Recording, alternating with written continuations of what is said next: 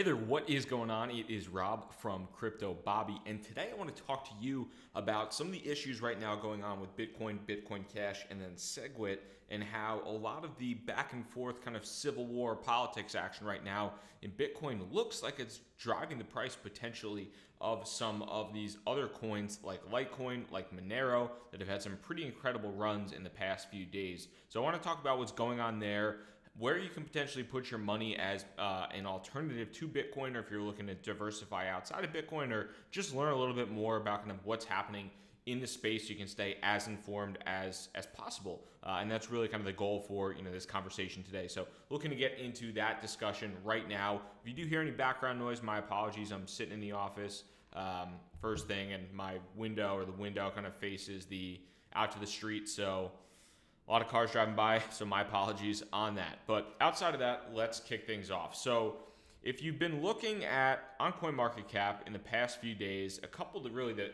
I think two of the biggest pieces of news have been Litecoin's price action and Monero's price action, at least within the top 10. I mean, Monero has effectively tripled in the past, let's say, in the past, we'll pull it up and see here. But within the past 7 days, Monero has gone from being worth about $80 to currently $150. If we take that back, let's say 2 more days.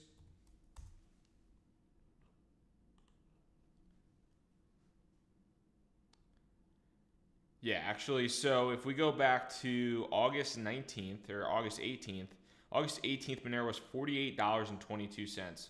Currently, Monero is $150, so more than tripled its U.S. dollar pairing, more than tripled its market cap. And this is off trading from Poloniex, from Bittrex, from Bitfinex. So it's pretty interesting to see Monero really having an incredible rise like that. And a lot of it, from what I've heard people talk about, or at least a little bit, hearing people talk about it, is on the side of having some type of really alternative currency to Bitcoin because of the issues with Bitcoin and Bitcoin Cash. And now there's issues with SegWit as well, and people, Bitcoin Core versus SegWit, and whether or not one of them is going to be the true chain, one of them is going to be an altcoin chain, or whatever it might be. So people are looking to really pure play cryptocurrencies like Monero that are not necessarily an Ethereum, or Ethereum is more platform based than it is a cryptocurrency. Ethereum isn't necessarily, if you're looking at something to quote unquote replace Bitcoin.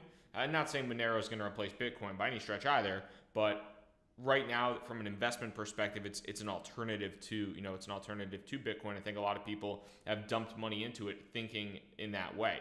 So it's interesting to see how Monero has risen up. If you were in on Monero, which was pretty static for the better part of the past few months, and had this really incredible rise the past 10 days or so. I mean, Monero was basically even at in the $40 range for the past pretty much since June. So if you've held on to Monero, if you've been patient with Monero, you're now reaping the rewards.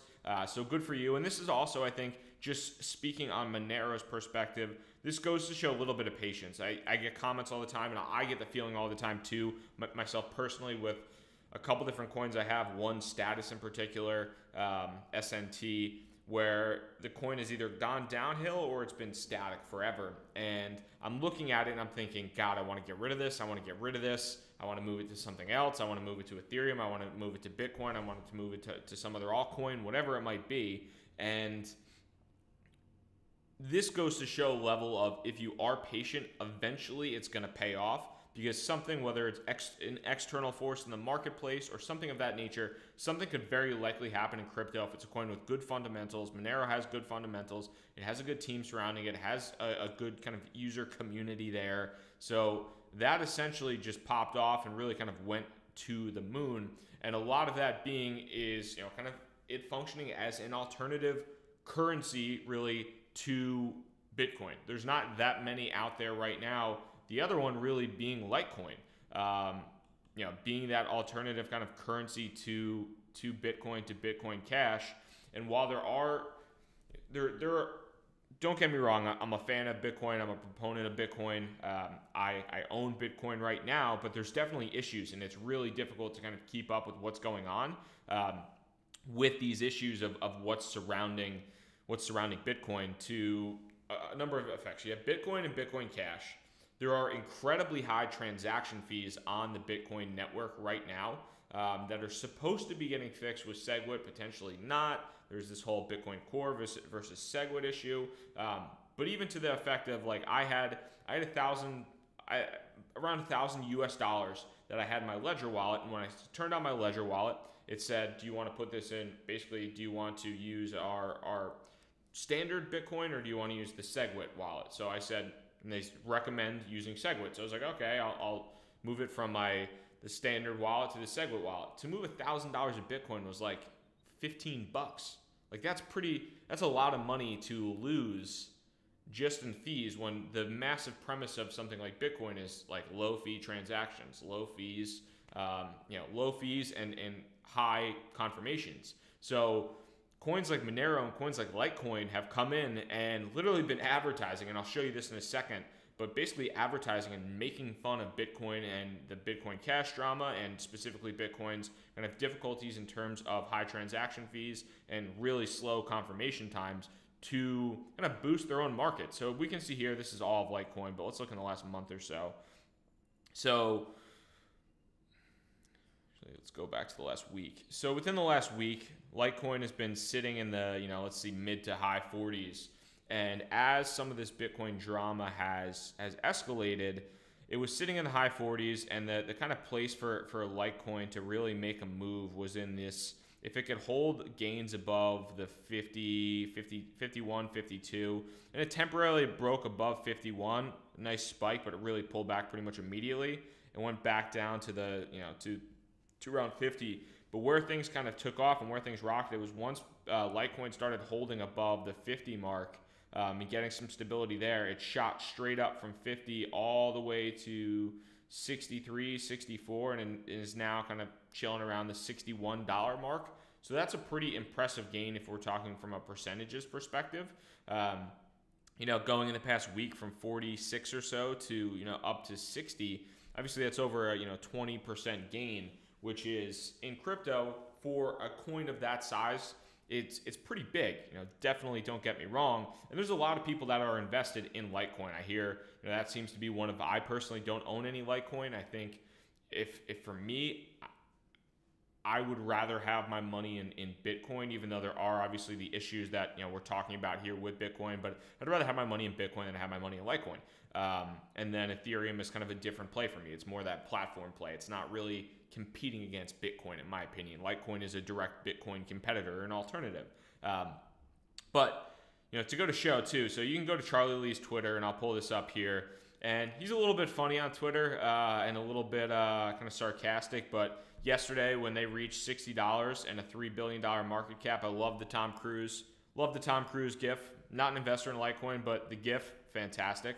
But outside of that, so it's interesting that, in some cases, like somebody like Vitalik doesn't really tweet too much in regards to price action. Whereas Charlie Lee is like very driven, it seems like, on price, trading volumes of Litecoins. Obviously, I'm sure he has quite a bit of money, being that he basically created it. But it's interesting to kind of see the focus on price for Litecoin.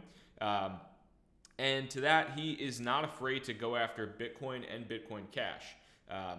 He talks a lot about 5-hour block times for Bitcoin Cash, or Bcash. Doesn't even refer to it as Bitcoin Cash. Kind of makes these jokey gifs about Bitcoin governance. Talks a lot about Bitcoin's kind of instability and the issues with Bitcoin and Bitcoin Cash. But not only that, is this kind of a whole shit show now between Bitcoin, Bitcoin Cash, that I think is driving the price of Litecoin and Monero and some of these other cryptocurrencies as well, because you could really consider them to be direct alternatives to Bitcoin. Litecoin is absolutely a direct alternative to Bitcoin. Obviously, there's differences in the technology, but basically, all you can do really is Litecoin is transfer value, store value. It's not like in Ethereum where, there's the platform you could build off of it. You could launch ERC20 tokens, that type of thing. But there is, some other issues that are coming up on the horizon now. So if we click over here, if you search BitPay on Twitter right now, BitPay is one of the original companies in the Bitcoin space, in the cryptocurrency space, that enabled merchants to accept and transact with Bitcoin and other cryptocurrencies to an extent as well. So BitPay, I believe they're based out of Atlanta, and then CoinBase has now developed their own merchant tools. But BitPay was really the original, where you could go, if you owned a website, if you owned a store, whatever it might be, you could put a piece of code on your website, and instead of using something like Stripe or PayPal or whatever type of merchant processor you would utilize, you can use BitPay in addition or exclusively BitPay to accept cryptocurrency as a way to charge your customers. So BitPay has come out and said that they posted this article essentially on SegWit2x, saying that they are going to move their basically their support from Bitcoin Core to SegWit, to a SegWit compatible node, and that it is because the miners have adopted SegWit and they want to stay on something that has the hash rate majority chain, and that they say essentially the Bitcoin Core and the core developers don't support 2x, but they're trying to maintain a continuity of service, and they want to be on the chain that is most widely adopted, because if they're not, basically their business just ceases to function as strongly as it should. And they say here they do more than $1 billion in value transacted every month. So $12 billion annually. And they're doing a good amount of business and payment processing. So it's important for them to get it right. Obviously, that's the core of their business. That's kind of the structure of their business, and it is important. However, when we kind of go back to it, you go to Twitter and you could see Jorge Timon, who is, I believe, there's a couple different people that are actually Bitcoin core developers and heavily involved with Blockstream and the Bitcoin Core, saying essentially to cease utilizing BitPay, migrate away. They're forking to an altcoin, essentially calling SegWit2x an altcoin. Tell anybody that uses coins with BitPay to get out as well. After misleading users, BitPay is being forked. So really, there's a lot of. Unfortunately, BitPay is about to really learn a hard lesson about Bitcoin. There's a lot of things going on, and quite frankly, I'm trying to learn as much about it as possible. But the thing I think that you should know about is there is, coming up on this whole SegWit issue right now, there's a lot to understand and there's a lot to think about. And right now, things going with the things that are, market is moving in the right direction for Bitcoin. Everything is kind of on the up and up. Pretty much in crypto, we're in a very much a bull market, but this type of discussion around what fork they should be utilizing, one's an altcoin, one's not an altcoin, Bitcoin Cash, like all this stuff, it's not conducive to overall adoption. It's not conducive to like success in the marketplace, and it serves to confuse a lot of people. And this kind of civil war politics thing definitely makes me a little bit nervous as somebody who has money in Bitcoin, as somebody who has money in the altcoins as well.